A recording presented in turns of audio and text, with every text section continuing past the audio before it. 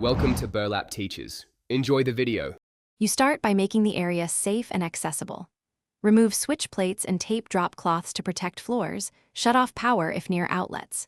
Next, use a paper tiger or scoring tool to make small, shallow perforations in a grid pattern. This helps the remover penetrate.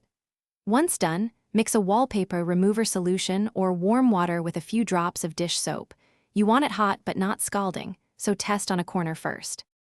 You now work systematically. Soak 1/2 meter section at a time and let the solution dwell for 10 to 15 minutes so the paste softens. Then, holding a broad putty knife at about 30 degrees, peel from a seam and scrape downward. Go slow to avoid gouging drywall. If paste resists, bring in a wallpaper steamer. Once steamed, the glue loosens quickly. Make sure to re-wet or re-steam areas that dry before you can scrape cleanly. Once wallpaper and loose adhesive are gone, wash the walls with warm water and a mild cleaner or TSB to remove residue. Rinse and let dry completely. You should then inspect for gouges and nail holes and fill them with joint compound. Sand smooth after it dries. Finally, apply a stain-blocking primer so new paint or paper adheres.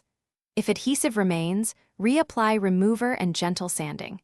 If seams bubble later, prime again and use a heavier-duty adhesive blocker. Thanks for watching. Consider subscribing if this video helped you.